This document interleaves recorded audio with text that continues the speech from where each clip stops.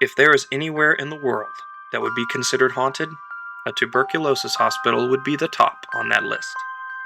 A quote from Bill Mundo, an employee at the Sanatorium Project, taken by Purdue Exponent article titled Indiana State Sanatorium's Deadly History, written by Alex Sanchez. Content warning. This case involves suicide, murder, and other sensitive topics.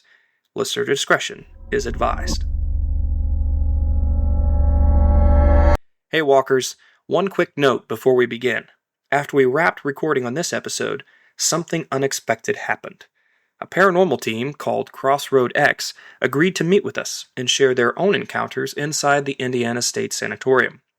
Their experiences are well documented and were too compelling to ignore. So this case is now a two-parter. Consider this part 1, and in part 2, prepare for an interview that may change how you see this place. A sneak peek to part 2 will be at the end of this episode as usual. Part 2 premieres December 10th, wherever you get your podcasts.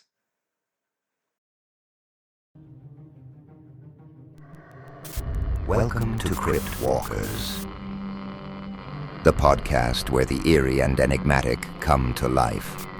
Hosted by a police officer, Ryder.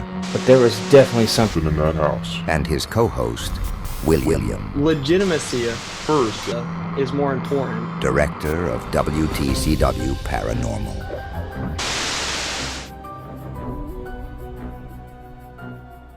Hey guys, and welcome back to another case episode of Crypt Walkers. My name is Ryder. Thank you for joining me as I open the crypt and take a walk into the shadows of the unexplained. Unfortunately, William is currently still on leave for this episode, but I am joined again by my favorite substitute and brother, Matt. How's it going, Matt? Howdy, it's going all right. Nice to be here again. Well, the last case we covered together, which was the one just before this, I kind of blindsided him. So it looks like I'm doing that again. I'm looking forward to this case. What we're covering tonight will have additional media. And what that means is that if you check us out on Instagram and X, quote unquote, formerly Twitter, you can actually view images and extras associated with this case. Another place you can find us is on TikTok, which is where we are most active, it seems. Perhaps it's the paranormal hotspot, I guess. And to make it easier to find us, click the link tree in the show notes below. This particular case has a lot of sources, and I always want to give credit where credit is due. I have listed them in the show notes as well. Be sure to check them out at your leisure. So, anyway, Matt, well, what did you think of the fallout from the previous investigation or case? Fallout as in me being blindsided, or just all the information that we... all the information and the fact that you're like, oh my God, now I'm on a podcast? The new car smell is there. For the podcast. Car smell. That's a new one. That's a new one. Yeah, and all the information was actually pretty interesting to learn all about the Stanley Hotel and all that. And I didn't realize that it was showcased in Dumb and Dumber, and that was actually pretty cool to learn. And then all the other stuff surrounding it. That one did surprise me. I figured you would know that one, but I would have too. I figured, but I'm surprised I didn't catch on to that. I'll be honest. Yeah. Well, as we dive into this case, I'll go ahead and just start right off. So, tucked away in the rolling countryside of west central Indiana lies a massive, decaying monument to both hope and suffering. The Indiana State Sanatorium, once a sprawling complex built to fight the deadly waves of tuberculosis, it now sits abandoned, its empty corridors humming with drafts that sound eerily like whispered warnings. Investigators report footsteps that follow them, doors that close on their own, and a presence that seems to watch them from every dark corner. Tonight, we will walk through the echoing remains of this forgotten medical empire to find out what refuses to rest within its walls. Dun, Very dun, dun. The ominous music returns. Ominous music. I don't know if that's going to be an every episode thing, but it's starting to become one. Anyway. Yeah, it'd be very interesting. Yeah, hopefully our listeners will tune in and tell us if they want that to stop or not. But there's a lot of history involved with this particular case, so I want to go ahead and just dive right in and get the ball rolling. There's general timeline, okay? In 1907, the Indiana State Commission began looking for a place to build a new state-run tuberculosis hospital. They needed at least 500 acres to complete the process. In 1908, there was competition from nearby towns for the bid. Rockville, Indiana, Laurel, Indiana, and Greencastle, Indiana were the main contenders. Rockville got the bid because extra funds were raised by the locals as an incentive. From 1908 to 1968, the Indiana State Sanatorium stood as Indiana's principal tuberculosis hospital. Following its transformation into the Lee Allen Bryant Healthcare Center in 1976, the site operated as a combined nursing home and private mental hospital until its abrupt closure in 2011. Trust me, we'll get to that later. All the patients were relocated, and the hospital was left abandoned, with many of its furnishings like hospital beds and medical equipment left behind, as if the building closed one day and never reopened. Again, we'll get into that later. The property remained without a caretaker until 2020, when Greg Larson purchased the now 200-acre property to be used as a historical site and opened it to paranormal researchers. Okay, so it has a lot of rich history, so pretty much from 1907 all the way up to, you said 2011, that place is pretty much active with, being in use. Being in use, yeah, exactly, as a hospital. Yeah. And that's crazy to think, like, in 2011, I was just, like, starting high school. You know what I mean? Like, to me, it just doesn't feel like it was that long ago, but in reality, it really is. It's like, 14 years ago, if I'm doing my math right? Something like that, yeah. Yeah, and if you guys look at pictures, obviously we'll have it in our socials. This place really decayed in that amount of time. It's kind of crazy how nature reclaims what you abandon. But anyway, that was just a snapshot of its general history. There is a lot to cover that happened within that period of time. So we'll go back to the beginning and discuss its origins and the purpose for it. So the sanatorium was massive and built to combat the growing tuberculosis epidemic. As TB swept across the Midwest, the hospital expanded rapidly, adding new wings, cottages, and support buildings to accommodate hundreds of patients at a time. Tuberculosis, or TB, is a deadly bacterial disease that attacks the lungs, spreading through the air when someone coughs or sneezes. Before modern medicine, it was one of the most feared illnesses, slowly wearing people down with fevers, night sweats, and relentless coughs. Sanatoriums like the Indiana State Sanatorium were built to isolate and care for patients, but no amount of medicine or fresh air could always stop the toll that it took. So if you remember from our last case, F.O. Stanley was actually diagnosed with TB. That's one of the reasons why he had actually moved out to the west. Yeah, I was actually gonna, if you weren't gonna point that out, I was gonna make that slight comment. There's a connection there, and I know you mentioned the last episode that a lot of there's a lot of hauntings, at least in this kind of general area, that is both linked to tuberculosis as well, considering it was such a common thing back then. Absolutely. Unfortunately. Absolutely. It's interesting because you guys don't know this, but a part of our editing process, we don't actually go over the other parts of our, like, Matt doesn't know this, but there's actually a quote. You guys know this because you're listening now, so you actually heard the quote at the beginning of the opening. But yeah, there's actually a quote from one of the current employees of the sanitarium, Bill Mundo. He says that if there is anywhere in the world that would be considered haunted, a tuberculosis hospital would be atop on that list. And you'll notice there's a lot of tuberculosis hospitals across the country, former ones, that are haunted, like Waverly Hills. You know, we'll get into that in another episode. So, yeah. I don't even know if you've even heard of Waverly. I want to say it sounds familiar, but I've heard a lot of different places that also have similar names, so I can't quite pin it down.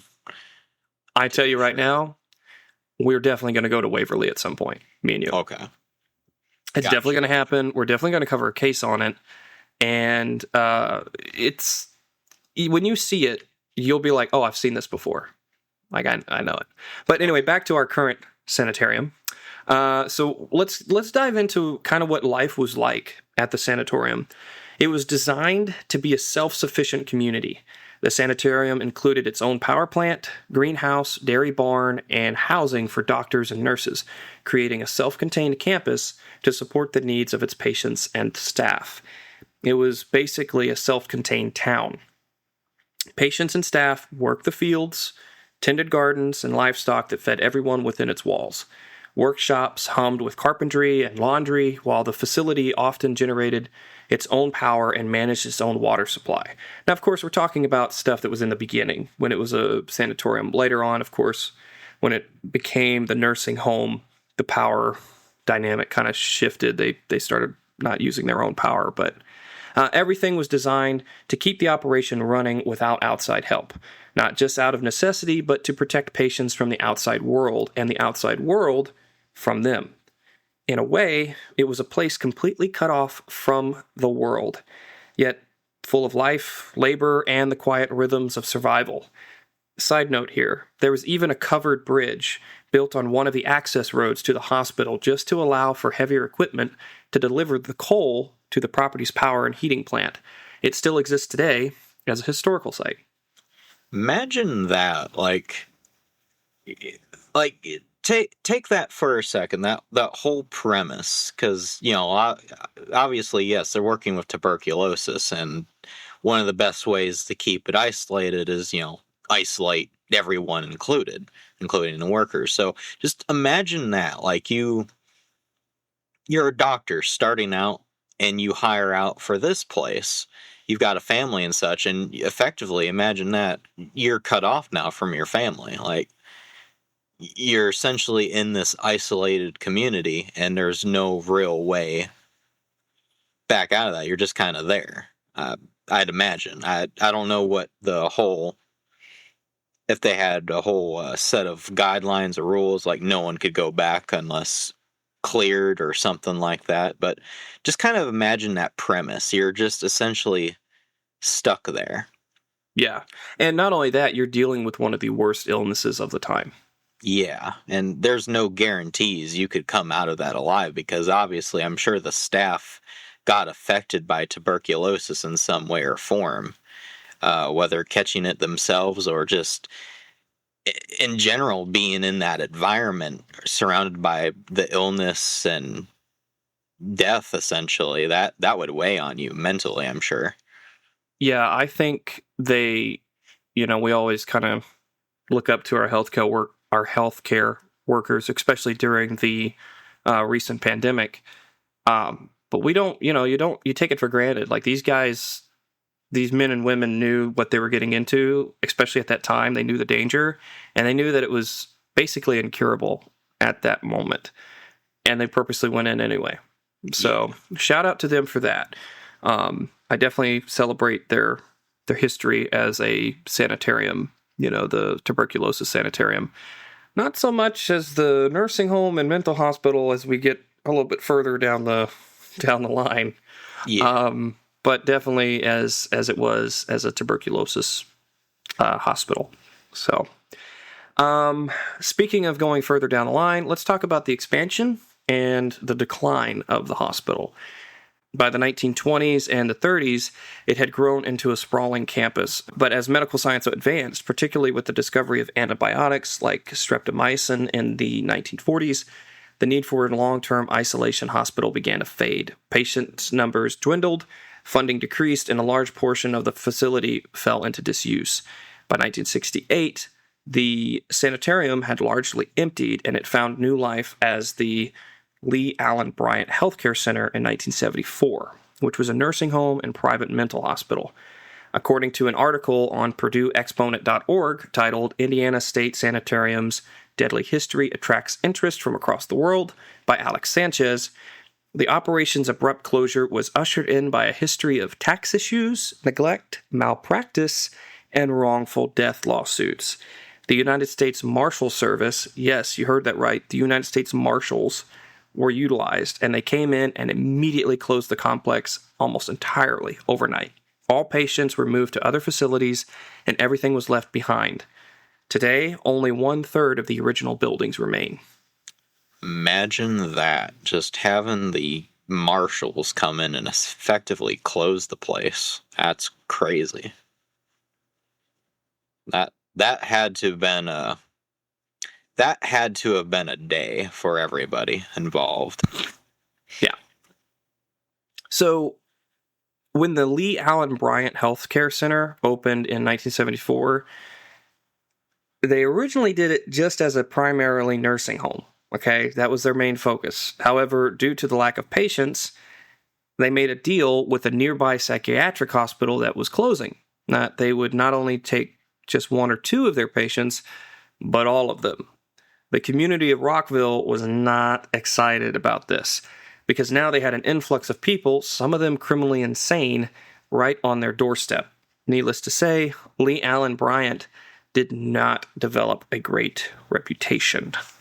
So, yeah. I don't know. What would you think? Sounds like a whole adventure, if you ask me. Like, I could agree with the residents there. I wouldn't exactly want that in my neighborhood either, but at the same time, where are they all gonna go? Yep. I got to go somewhere. I don't know why. I'm just getting Halloween vibes. You're not the only one, because as soon as you started mentioning that, especially with the criminally insane there, I instantly started thinking of Mr. Myers. Yep. Yep. If you want to get Michael Myers, this is how you get Michael Myers. This is like, I can just imagine that opening scene, where they're driving up to the asylum or whatever, and I think it's called Smith's Grove, and he's escaped. But yeah. Anyway, I wonder if this served as that catalyst, as inspiration for part of that. Oh man, who knows? Who knows? I mean, the 70s were like the time for psychiatric hospitals, it seems, and they were definitely in media a lot at that time. But over the course of its operation, in separate instances, 4 people jumped from the roof of the psychiatric building. This resulted in 3 deaths and 1 person being left paraplegic.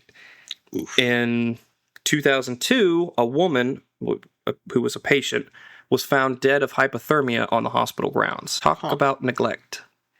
That's crazy. How did she die of hypothermia? Does it say, or where was she at when it kind of happened? So the source that I was reading, again, all of our sources are in the show notes. Be sure to check them out. One of the sources that I was reading, basically, it didn't give exact details, but it was in the wintertime, and they just didn't care. They didn't look to see if she was in a room or not. So she was outside on the grounds when she died. Mm-hmm. That's crazy. As a nursing home, obviously, they also had patients who suffered from dementia and Alzheimer's. I theorize, this is without me reading any sources, but I have a feeling that's what happened. This patient got confused. And I mean, when you look at pictures of this place, it is a massive, massive complex. It's over 200 acres. Okay. She just wandered off. And when she did, nobody cared enough to really look for her. And that was it. Combination of staff and, like you read earlier, if I'm using this term correctly, malpractices, something like that. Mm-hmm. Just, yeah, I could. And see I mean, this was in 2002. So, in 2006, another woman was killed when she wandered off the property and was struck by a car. Oof. Yeah, that one I couldn't find much information on. It was just briefly noted in an article. But I believe it. I mean, it's kind of the same premise as what happened before. 2002. In 2009, there was a murder-suicide. Okay.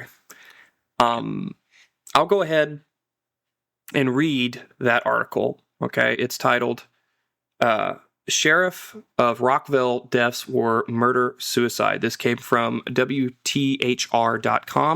which is the local news company for Indianapolis and Central Indiana.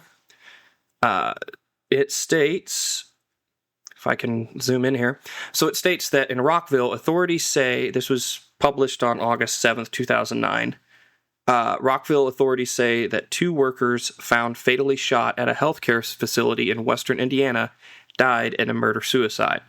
The Park County Sheriff's Department says in a statement that 27-year-old Ryan J. Clark of Mecca fatally shot 30-year-old Kenneth A. Godfrey of Rockville in the chest on Friday in a maintenance area at the Lee Allen Bryant Healthcare Facility. The department says Clark then went to a boiler room in another building that is part of the same facility and shot himself in the head.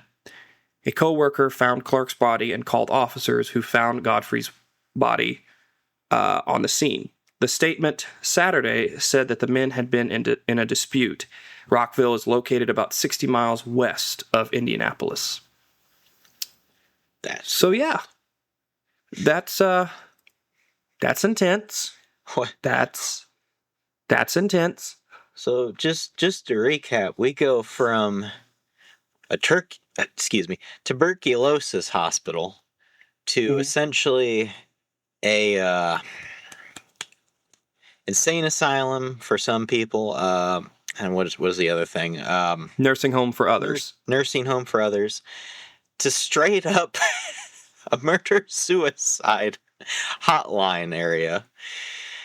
Well, not hotline, but that's just, what a history. Go from 0 to 100 pretty quickly. And it gets even better. So there are said to have been an estimated 4,000 plus deaths on the grounds alone, and an estimated 2,500 remain buried in an unmarked potter's field on the grounds. Oh, lovely. No wonder why this place is haunted like it is. So all I'm saying is if you want a haunted place, this is how you make a haunted place. Good grief. Yeah. Just saying. So now that we know its history, and we know all the tragic stuff that happened with it, and we know just how massive it is, and we've covered all this stuff, I think it's time for us to go ahead and delve into the paranormal legacy. Okay? This is what paranormal investigators have experienced, and we're talking every show has done this, all right? I'm pretty sure, I don't know if this for a fact, but I'm pretty sure Ghost Adventures has done it, Destination Fear, or Project Fear, whichever name they were going under at that time. Definitely Sam and Kobe, all your popular YouTubers, Haunted Nights, all the things, right? They've all done this location. But beyond just that, paranormal teams that come and visit have experienced tons and tons of activity, all in varying different ways. Okay, so I'm going to go ahead and kind of run through it a little bit. There's been disembodied voices and whispers. Investigators consistently report hearing both male and female voices, sometimes echoing through long corridors or in isolated rooms. Imagine doing that at night. And for those of you who are not into the paranormal just yet, and this is like your first time dipping into it, disembodied voices means that you hear it with your own ears. Not on a device, not on a spirit box or on a EVP or anything like that. It is like literally in your own ears. And I have heard disembodied voices before on investigations, and it can kind of be pretty creepy. Now, picture doing that, and now you're in this sprawling sanitarium. Just pointing that out there. Would not be a fun night for anybody that's not expecting it. Exactly. Even if you are expecting it. Yeah. Now, there are some things that I would go ahead and call it residual. Like, for example, there's coughing and wheezing that you hear. One of the eeriest reports is that of coughing, labored breathing, or wheezing in the older TB treatment wings, almost as if former patients are still there, struggling for breath. I think that's mostly residual. But I've also never been there, so I don't know. But I have gone to locations where you can kind of tell the difference between a residual and an active. And I think that would suffice. There's also phantom footsteps that can go 50-50. Are we dealing with something residual, or are we dealing with something that's intelligent? In Adams Hall, which is basically, I believe, one of the administrative buildings, I'm not entirely certain, many people say that they can hear footsteps on stairwells or down alleys or hallways, even when the building is otherwise completely empty. So, I don't know. I'd have to be there, but this building is kind of decaying too, so I wonder if maybe what they're hearing is things popping. Like stuff, you know what I mean? Falling, like, yeah, the building's settling, there's stuff falling from the ceiling, like debris and stuff, since it is, at this point in time in its life, it's run down, and there's definitely no maintenance being done whatsoever. I've seen the pictures of it currently from Google, and there's like, you could tell this place has not seen any sort of maintenance since basically when it was actually still being used as a excuse me, name's escaping me, but when it was actually still in use. Exactly. I don't know. That's where I think cameras are your friend, right? If you have the ability and you have the funding, get as many frickin' cameras as you possibly can and line up hallways and rooms with cameras. So that way, if you hear stuff like that, A, it's captured on camera, and B, you can also see if there's any like debris falling or anything like that. Shadow figures and apparitions. Now, this one I do believe. Like, I've seen some video footage, and it's kind of creepy.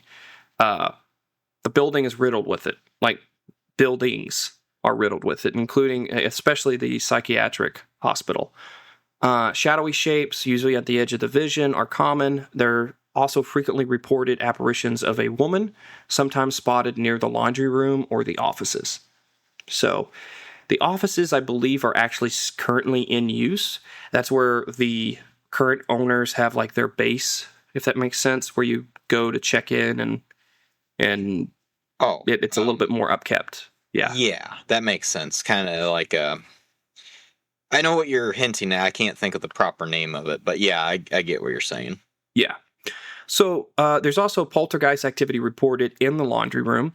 The laundry building is a hotspot for more physical activity, like where you're going to get pushed and shoved. Reports include that machines have turned on by themselves, which, how the hell is that possible, considering the building has been closed since 2011 and it ain't plugged into any sort of power source, you know what I mean? Yeah, that was going to be my next question. Obviously, they have what we just mentioned before, the kind of base, if you will. There's still people kind of actively being there, which that also brings up a quick question. Is there any caretaker that lives on the grounds, or? You know, I don't know if they live on the grounds, but Greg Larson is the current owner. I've also included their link to their website in the show notes, and we'll go into a little bit more detail about the sanitarium project at the end of the episode. Yeah. But yeah, they currently maintain it, or they don't maintain it. They keep it. They're preserving it in a state of decay. Okay. So it's like they're not really rebuilding it. They're just stopping it from decaying further. Yeah. No, that makes sense, and that brings up the other thing, because I'm sure the section that they kind of, when they're there, when they reside in, has power, but I'm guessing the rest of the building they have cut off from power. So that brings up the question: how are those machines that are left behind, still operating? How are they? Right. They have no power. They shouldn't be. Now, this is, of course, if you believe any of this at all, and you believe this report, right? I've gotten a lot of this stuff from a variety of sources, a lot of them on Reddit. So a lot of times you got to take it with a grain of salt, right? I tend to be a lot more of a believer if it's an actual paranormal team that comes out and says that this is what we've experienced. Because in a way, they're putting their reputation on the line, you know? Yeah. But that doesn't mean that you should just discredit somebody's story, especially if they say that, it's true. I'm just adding it into here because it's part of it. So, Yeah. I don't know. I mean, I've seen weird stuff happen with computers and devices, but usually there has to be at least an electrical source. I've seen them come on, and I don't know, maybe the laundry room maybe it does have power. I've never been there, One thing, sorry, not to step over you, because I just thought of it before we step away from that. For a lot of those that are not familiar with this, if you're in the profession of being an electrician, this will ring a bell if you've heard of it. Maybe you've even seen it. Something that comes to mind, especially if a building back in this era when it was built, knob and tube, which I'm also going to use my house as a good example of that because it was built back in the 20s, still has knob and tube in some areas. It's not in use, but you could still see it. Now, the problem with knob and tube, if not properly disconnected when you're upgrading the electrical system, can still be live in some areas if not done correctly. And this has been recorded throughout countless times of history of different other buildings. So who's not to say that there's not a lot of knob and tube still left in this place that was never tore out or, properly disconnected from the power system. So maybe in some ways that's how some of the machinery is still somehow running. Left up to you to decide, of course. Yeah. No, I mean, that makes sense completely. Yeah, I never thought of that.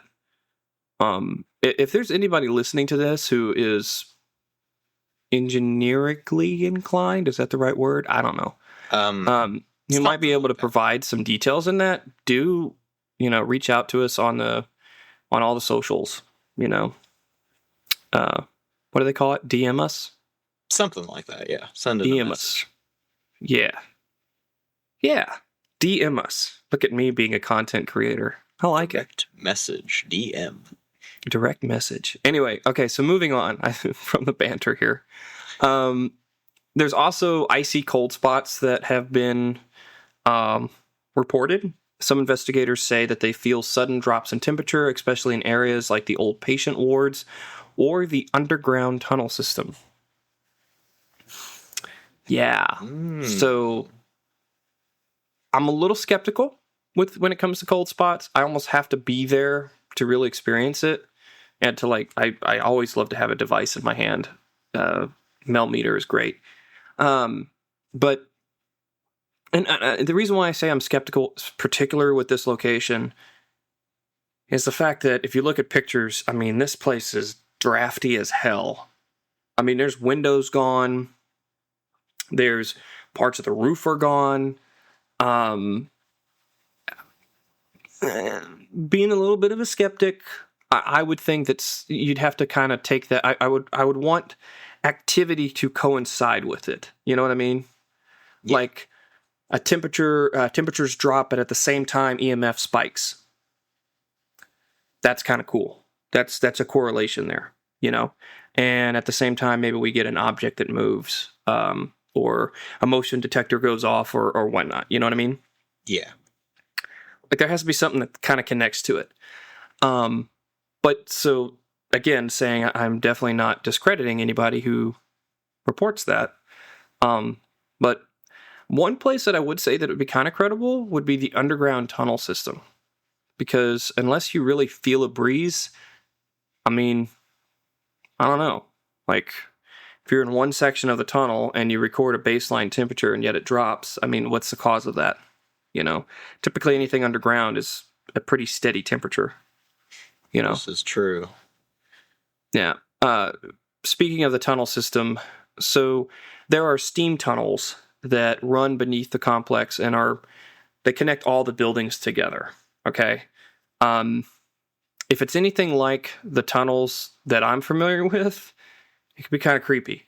I used to work for a university in the town where I grew up, and basically every building on campus was connected with steam tunnels.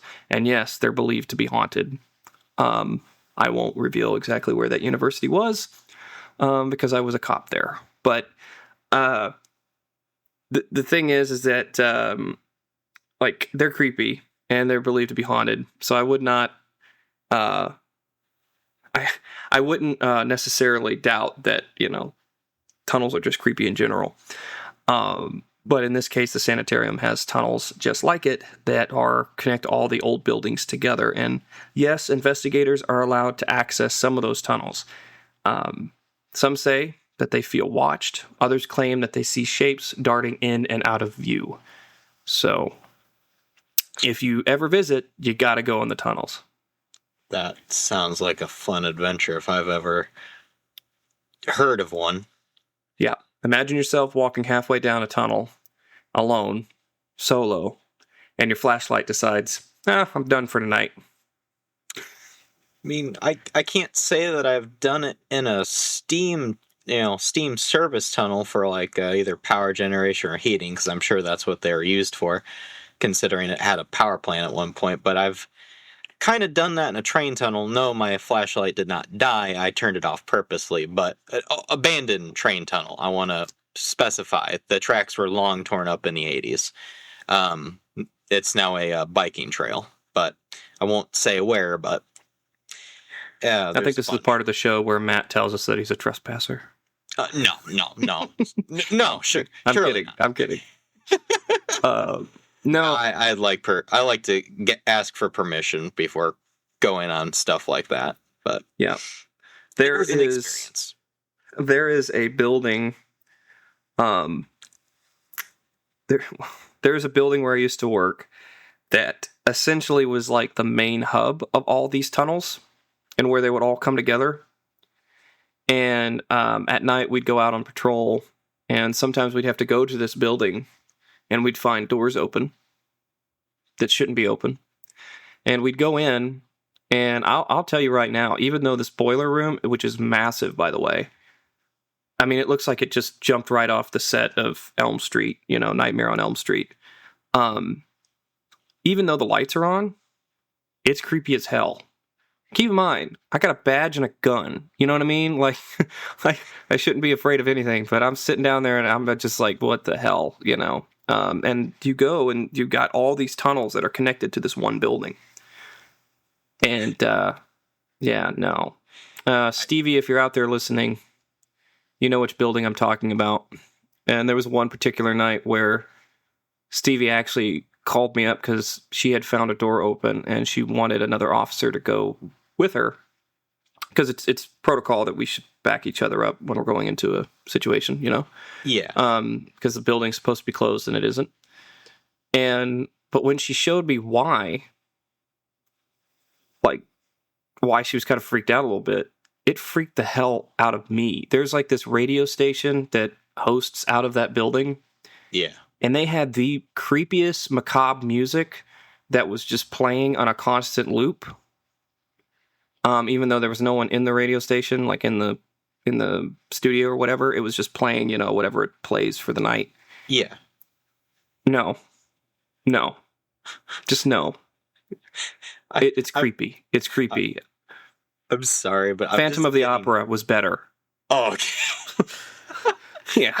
I'm sorry, but when you explain that whole thing, I'm just getting like both Scooby-Doo vibes, but at the same time, when you mentioned, when you made the comment, I've got a gun and a badge, I shouldn't be afraid. I'm just like chuckling to myself thinking, from a spirit's perspective, a ghost perspective, is like, have I got a surprise for you?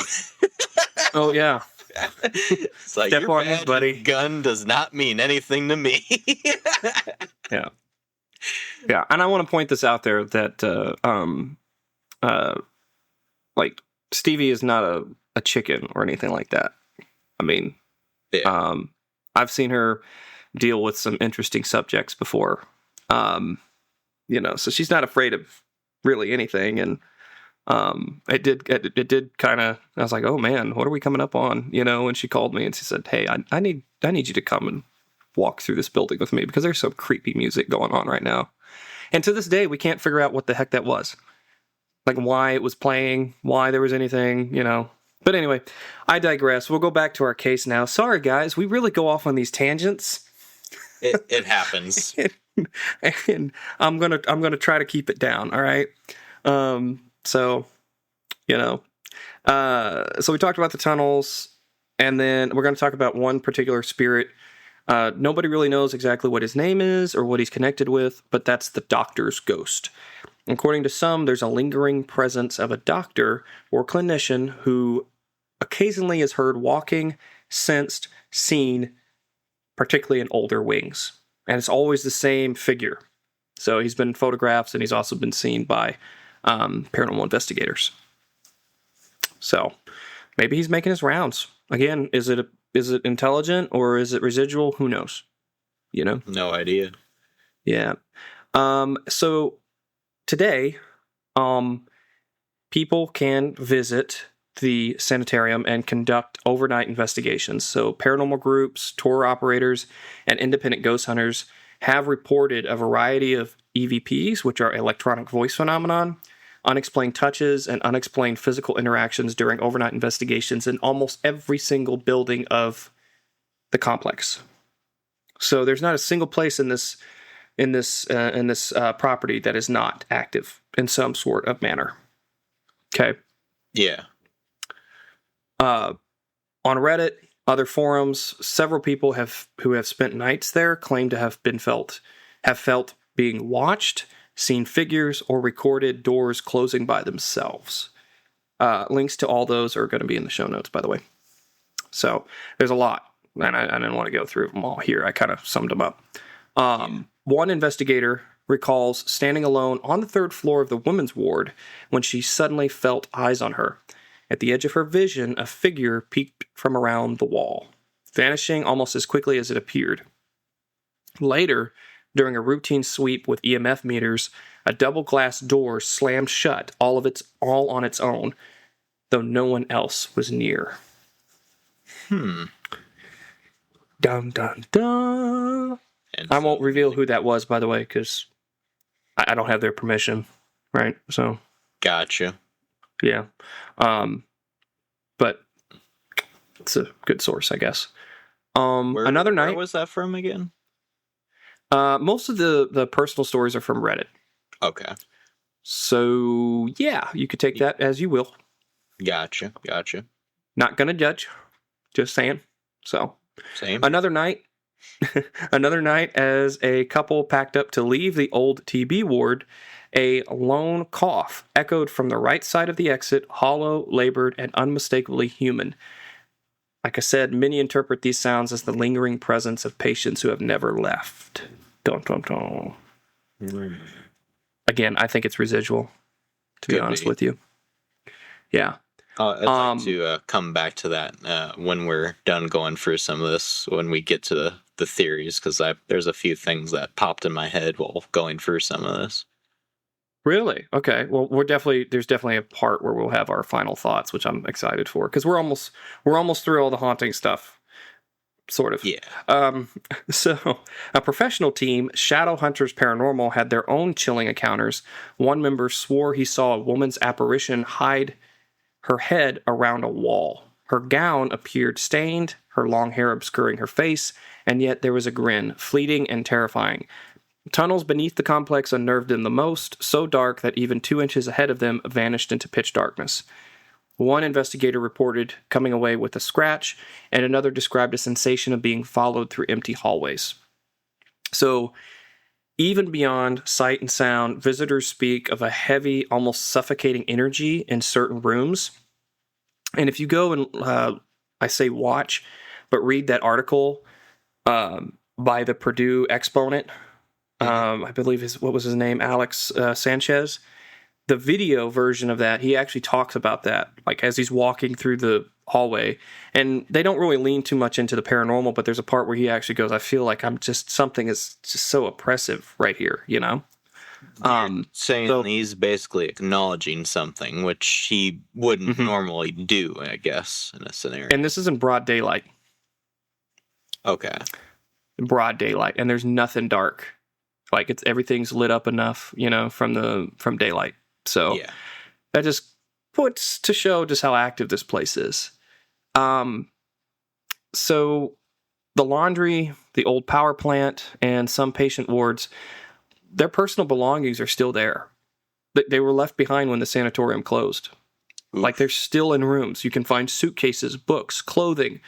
There's even one shot where this guy had, I guess, a collection of VHS tapes. So it's like literally you look at 2005, right? You could literally see what a room looked like in 2005. Like, it's crazy. It's like they just got up and left. That is crazy. Kind of like Chernobyl, to think about it. Yeah. Yeah. For those who step inside, it's impossible not to feel the weight of everyone who used to live there. The whisper of the memories and the undeniable sense that the sanatorium isn't entirely empty. So, well, where does that lead us now? It closed, but what is it today? We briefly touched on it in our little tangent, but today the Indiana State Sanatorium stands as a haunting relic of the past. Its crumbling walls and abandoned wings, a magnet for the curious and the brave. Urban explorers, paranormal investigators, and history enthusiasts come to walk the empty corridors, peek into the old patient rooms, and sometimes venture into the tunnels that run beneath the complex. Despite its eerie reputation, the property is privately owned, and the current owners take the site's preservation and safety very seriously. Visitors are encouraged to respect the buildings, stay out of dangerous areas, and avoid removing anything.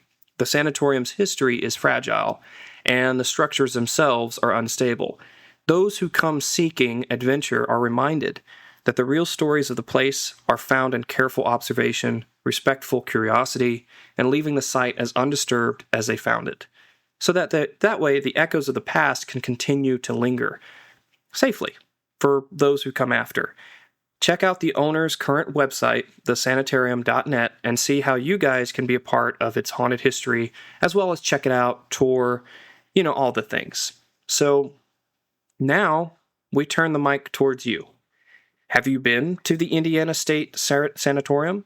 And if so, what did you encounter there? Or did you encounter anything at all? We want your interactions and your stories. Now, I'm not opposed to reopening this case file in the future and diving back in. Reach out to us on our socials. Right now, it seems that TikTok is getting the most traction, so check us out there at Cryptwalkers. That all being said, what are our final thoughts, Matt?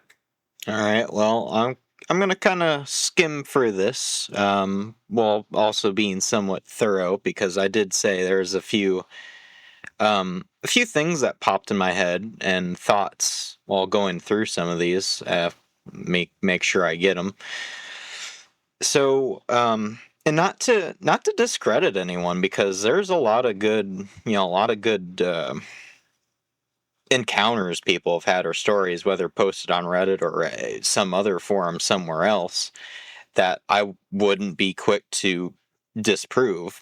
But at the same time, I'd like to offer, maybe for those that are trying to tangibly grab a hold of something, reasonably speaking, which I'll kind of split this into two sections.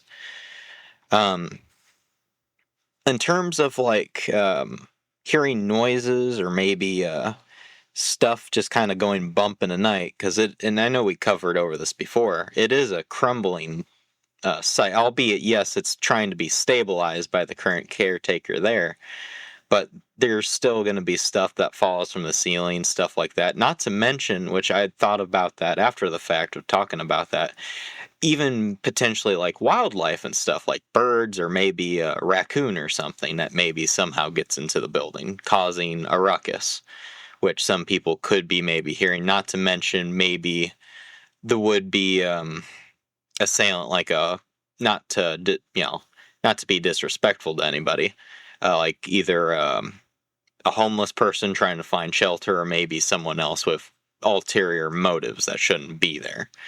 I don't know how well secured this place is, or if they have security there that keeps an eye on it 24/7, but no telling. I mean, I think that they do have staff that is involved. I would assume so. I mean, on their website, They talk about how we have overnight guests almost every night. They have paid to experience the property with no interruptions. Do not come onto the property at night unless you have booked an overnight stay, because law enforcement will be called if you are caught trespassing. So I think they probably do have someone involved overnight. Okay. That's good. But it's a massive complex. So yeah, you're right. You know? But the other thing I wanted to touch on, like the machinery, which I made a comment already about it, the knob and tube thing, because in theory, if it wasn't uninstalled correctly or disconnected, there could be sections of the power that is still on and somehow attached to a machine, which all it would take for, I don't know how old some of this equipment could be, but someone could accidentally bump into it and it'd somehow turn on or some sort of weird thing. But not to discredit anyone. The main thing I wanted to dive into with, and we kind of briefly touched upon it, all the coughing and the wheezing and just hearing stuff like that. Like, there's a good term for it, which I thought of it when you were going through describing some of it. Stone tape theory. Yeah. For those that have already kind of caught on to what I'm getting at. Yeah. Yeah, most definitely. I sometimes, I look at it and I'm like, okay, is that the definition of a residual haunting, or are they two separate things? And I've kind of debated about that one for a while. I would say that it's the stone tape theory is a little bit more in depth. Yeah. And yeah, I could believe that. I mean, you got to think about it. Even during its best days, it was still traumatic. So yeah, I think that it's, somewhat in depth, and it very well could be, because even on its brightest days, the sanatorium was still a place where people were suffering. People were not, you didn't go there just because you want to go on vacation, Yeah. It would be logical to assume that if you have that much energy, that much trauma dumped on one place, that it would almost sink into the stones, you know what I mean, and be replayed. Sure. So, I don't know, that's up for you guys to decide, and that's up for anyone that goes and actually investigates, No matter what we go over or how we go through, different experiences, I do want to stress that we are not here to judge, at all. Well, I'm never going to tell you that you guys did, that didn't happen, or that it did or didn't, or whatever, right? This is what's been reported, and of course I'll have my own little theories on it. Me and Matt just talked about our theories, but that's what I love about the paranormal community. You know what I mean? There's a lot of different ways to approach things and share ideas. And maybe one day we'll find out exactly what it is. So, yeah. I would honestly love to come, book a visit and actually go and see that place. Whether if it's just in the daytime. I don't think I want to stay there overnight, but at least visit it in the daytime and see how it is. Because without a firm doubt, I do believe that this place truly is. It's got something there. It is haunted in some way or form. I'd like to go there and visit it. Guess what? It's closer than you think. Ooh, road trip. I cannot reveal how far it really is, because we're trying to be, anonymous a little bit here. But, dude, I'm serious. It could be a weekend trip. Okay. Yeah. That'd be fun. Yeah, and it's really not that expensive for non-exclusive investigation. So we could potentially go in there at night. Now, keep in mind there'll be other investigators, so it's kind of like, okay. Yeah, but, I get that. But, they do a pretty good job of making it available to the public, the paranormal community public. Now they do other cool events there too. I think there's a LARP club. Dude, really? A LARP club. For those of you who don't know what that is, that's a live action role playing club. I'm like, what the hell is that? What does that mean? I don't know. The fact that they actually, and this is one of the last things I'll kind of say about it, I appreciate the current owners, what they're doing. They're keeping it from rotting away, but at the same time, they're also giving the chance for the public to, like you said, experience the past as is. Like, see not every patient, but, get the idea of what it was like there for the tuberculosis patient and then some of the other residents after the fact when it served its other purposes in its lifetime.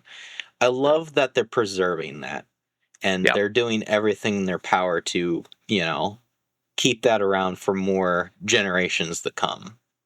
Exactly. And, from reading some of the articles about Greg, I don't know. I mean, I think he didn't realize what he was getting into when he got it. I think he was just wanting to preserve it, to keep the land and stuff. And then all of a sudden it's like, oh, wait a minute, this is actually a paranormal hotspot, Yeah. Yeah. So anyway, we'll start to kind of wrap things up here. If you guys are new here, we usually like to keep our housekeeping stuff to the last part of the episode so that way we don't draw attention away from the case, even though we go on tangents. But anyway, be sure to stick around because right after there will be a trailer for our next case. So like I said at the beginning of the show, be sure to check out all of our sources for tonight's episode. You can find them, of course, in the show notes. And as you know, we are a relatively new podcast, and if you like what you heard, be sure to share us with your friends, your family, and your spooky friend's uncle. We are trying to grow, and we need your help to learn how to be better podcasters and content creators. They kind of go hand in hand. But what do you guys like? What do you guys not like? Let us know. Also, if you did like the show, be sure to give us a review on any of your podcast platforms. Doing so helps us get out there and encourages others to open the crypt and take a walk with us. So thank you for being a very important part of the show. And Matt, thank you so much for joining me and being the substitute fill-in. It has been a big help because it's very hard to just do the show alone. I need somebody to bounce it off of. So you are more than welcome anytime. Yeah, hopefully I'll be wrapping you into a new adventure at some point. So we'll be looking forward to it. Exactly. So to close off, even as we leave these ruins behind, the Indiana State Sanatorium does not let go. Its halls are empty, but the air still carries a weight of lives lost and whispers that refuse to fade. Every step is met with the sense that unseen eyes are still watching, that the stories we've uncovered are only a part of a darker whole. Some places are meant to be left alone, but some will follow you long after you think you've left. Next time on Cryptwalkers. Just when you thought we left, we found ourselves returning to Rockville. And before you follow us back inside the Indiana State Sanatorium, there's something you need to see. Crossroad X has a full investigation of the sanatorium on their YouTube channel. Link is in the show notes. And what they caught on camera is unsettling. Watch their footage before part 2 of this case episode drops. See what they captured, form your own theories, and then join me on December 10th when Mariah from Crossroad X opens the crypt as our very first guest to explain exactly what happened that night. Consider it a warning. Watch, then listen. Trust me, you'll want the context for what comes next.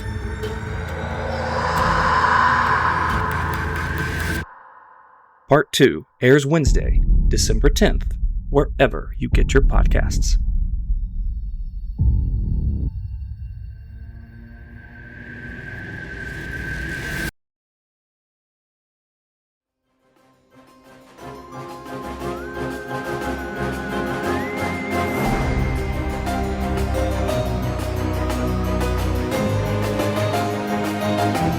This podcast is a Miko Line Media production. The names Cryptwalkers, a paranormal podcast, and WTCW Paranormal is owned by its individual owners. All rights reserved. Music by Quentin Colbelts. Sound design created by Miko Line Media and licensed through Artlist. Copyright 2025.